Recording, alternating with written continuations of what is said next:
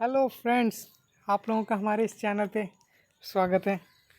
हालांकि फ्रेंड्स, हमने पहले वीडियोस देखे हैं जीके जीएस के। आज हमारा टॉपिक रहेगा मैथ में नंबर सिस्टम। दोस्तों, कुछ फ्रेंड्स ने जो हमारी ग्रुप को ज्वाइन किया है, उन लोगों ने कहा कि सर जीके जीएस तो चल ही रहे हैं, आप अगर कुछ मैथ से भी कुछ वीडियोस बनाएं। तो मैंने सोचा क्यों ना दोस्तों, आप लोगों के लिए मैथ से कुछ स्पेशल ट्रिकली वीडियो यानी गणित का जादू ऐसा वीडियो बनाए। तो आज का हमारा टॉपिक रहेगा नंबर सिस्टम यानी संख्या पद्धति। तो चलिए स्टार्ट करते हैं। तो फ्रेंड्स, हम यहाँ पे आज सीखेंगे कि किसी भी संख्या का इकाई स्थान का अंक कैसे निकाला जाता है, यानी इकाई स्थान का अंक निकालना। तो दोस्तों, उसके लिए हमें पहले ये बातें ध्यान पे रखनी होगी कि इकाई अंक को इन 3 नामों से जाना जाता है: मात्रक अंक, एकल अंक एवं अंतिम अंक। यानी कि फ्रेंड्स, कभी कभी प्रश्न में हमसे पूछता है कि निम्नलिखित संख्याओं का मात्रक अंक ज्ञात करें, या निम्नलिखित संख्याओं का एकल अंक ज्ञात करें, या निम्नलिखित संख्याओं में अंतिम अंक को चुनें या बताएं। तो ठीक है दोस्तों, ध्यान रखिएगा कि इकाई स्थान को इन 3 नामों से भी जाना जाता है: मात्रक अंक, एकल अंक एवं अंतिम अंक। तो चलिए चलते हैं अपने पहले प्रश्न की तरफ। तो दोस्तों, इस नोट पॉइंट में देख सकते हैं मैंने 0 से लेकर 9 तक की संख्याओं को लिखा है, यानी 0, 1, 2, 3, 4, 5, 6, 7, 8 और 9। यानी दोस्तों, ये बात लिखने का मतलब ये है कि हमारा जो इकाई अंक होगा किसी भी संख्या का, वो 0 से लेकर 9 तक के संख्याओं में से ही होगा। ठीक है दोस्तों, तो चलिए देखते हैं। हमारा जो पहला पॉइंट है ये वाला, यानी 0, 1, 5, 6। यानी दोस्तों कह सकते हैं कि किसी भी संख्या का इकाई अंक 0, 1, 5, 6 हो और घात यानी पावर कोई भी संख्या हो, तो इकाई अंक हमेशा 0, 1, 5, 6 ही रहेगा। यहाँ पे हम एग्जाम्पल में समझ सकते हैं दोस्तों, जैसे किसी भी संख्या का इकाई अंक 0, 1, 5, 6।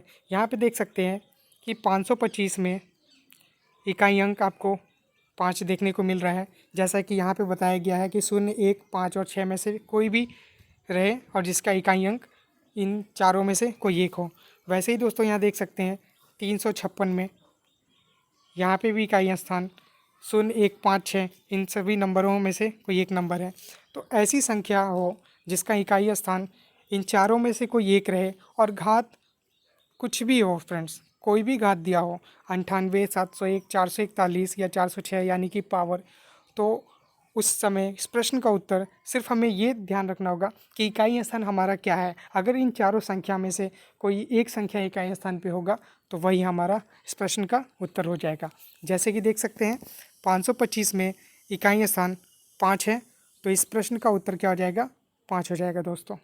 उसी तरीके से देख सकते हैं दूसरे में 356 में इसका इकाई स्थान 6 है, यानी इन चारों संख्याओं में से कोई एक संख्या है, तो इस प्रश्न का उत्तर यानी इस प्रश्न का इकाई अंक 6 हो जाएगा।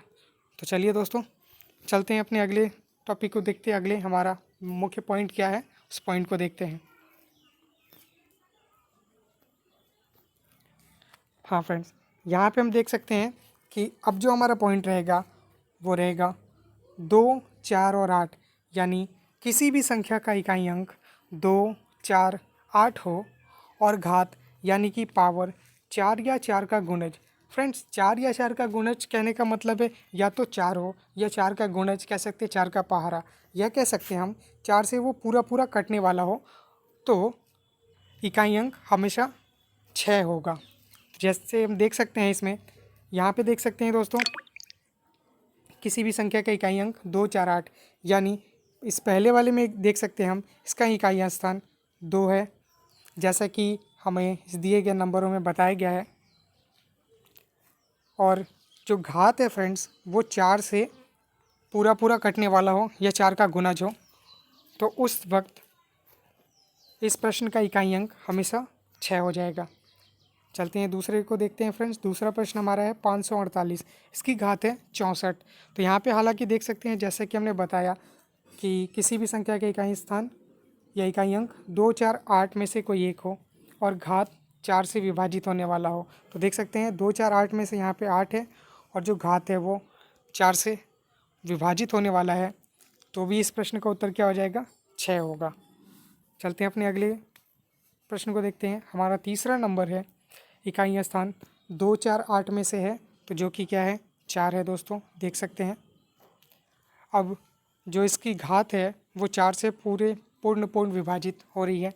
तो फ्रेंड्स अगर घात 3 संख्या या 4 संख्या में दी हो, जैसे 444 आपको देखने को मिल रहा है, कहीं कहीं ये दे देगा 1594 ऐसे करके, या कोई भी संख्या हो फ्रेंड्स, हमें मतलब ये घात 4 टाइम्स 5 टाइम्स या मतलब कितने भी टाइम्स दिया हो, तो हमें सिर्फ इकाई और दहाई अंकों को लेकर 4 से विभाजित करके देखना है।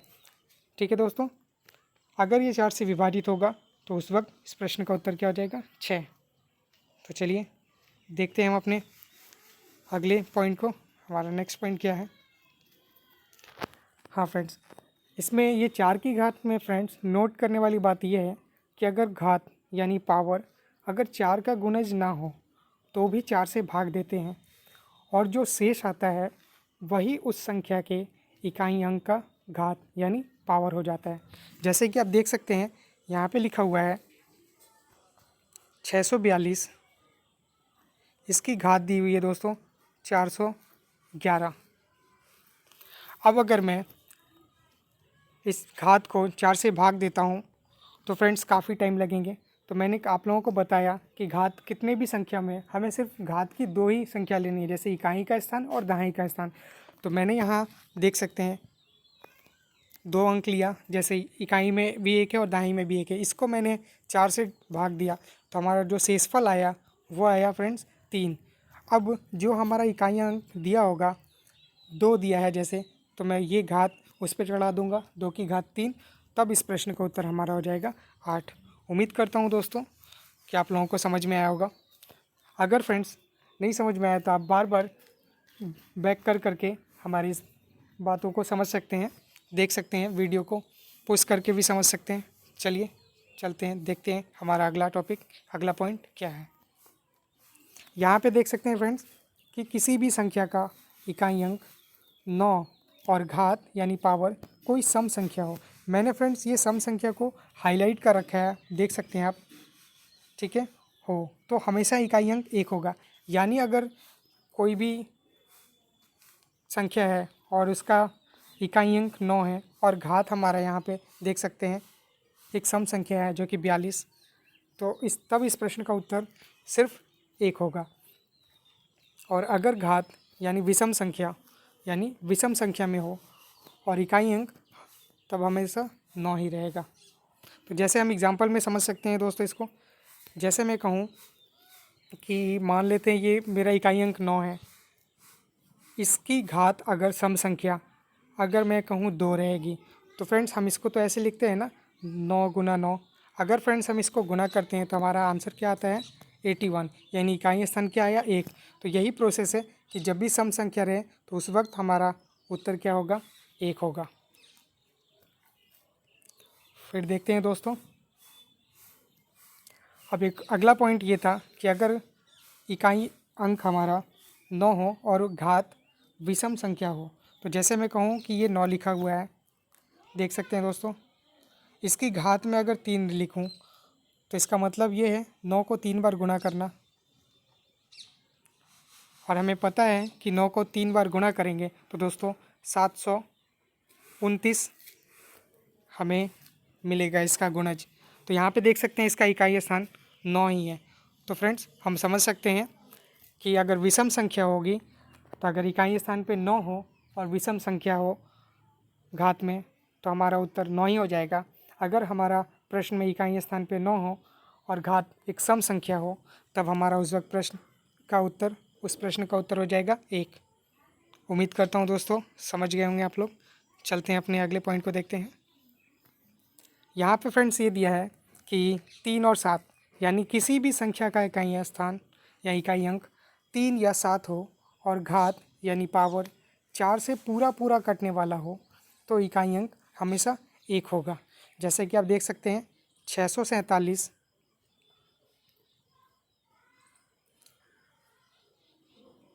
इसकी घात दी हुई है दोस्तों 20। यहाँ पे जो बात कही गई है कि किसी भी संख्या का इकाई अंक 3 या 7 हो, तो बिल्कुल सही है फ्रेंड्स, यहाँ पे हमें 7 देखने को मिला। और घात 4 से पूरा कटने वाला हो, जो ये घात है फ्रेंड्स, ये 4 से पूरा कटने वाला है। अगर ये 4 से पूरा विभाजित है तब इकाई अंक हमारा 1 हो जाएगा। अगला देख लेते हैं। जैसे कि बताया गया है 3 और 7, तो अगला जो है फ्रेंड्स 343। यहाँ पे हम देख सकते हैं कि इस संख्या का इकाई स्थान यानी इकाई अंक 3 है।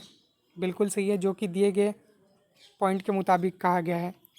अब इसका घात 64 है, जो कि 4 से विभाजित है। अगर किसी भी संख्या का इकाई स्थान यानी इकाई अंक 3 या 7 हो और घात 4 से पूरा कटने वाला हो तो इकाई अंक हमेशा 1 हो जाएगा। फ्रेंड्स, अभी हमने थोड़ी देर पहले ये भी बात की थी कि जिसकी घात 4 से विभाजित ना होने वाली हो, जैसे कि देख सकते हैं यहाँ पे अगर घात 4 का गुणज ना हो तो भी 4 से भाग देते हैं और जो शेष आता है वही इस संख्या के इकाई अंक का घात हो जाता है। उम्मीद करता हूँ दोस्तों आप लोगों को समझ में आई होगी। तो चलिए, इसके कुछ क्वेश्चन है ये 10। इस प्रश्न का उत्तर आप लोग कमेंट बॉक्स में कमेंट करके बताना। अगर हमारी वीडियो आप लोगों को दोस्तों अच्छी लगी हो तो लाइक, शेयर और सब्सक्राइब करना ना भूलें। ऐसे ही हम लोग आगे और भी ट्रिकली वीडियो बनाते रहेंगे। अभी फ्रेंड्स कुछ टेक्निकल प्रॉब्लम, कुछ रीज़न से बोर्ड पे बनाए नहीं जा रहे हैं। डे बाय डे फ्रेंड, जल्द ही कुछ दिनों में ये क्वेश्चंस आप लोगों को बोर्ड पे भी समझाए जाएंगे। थैंक यू दोस्तों।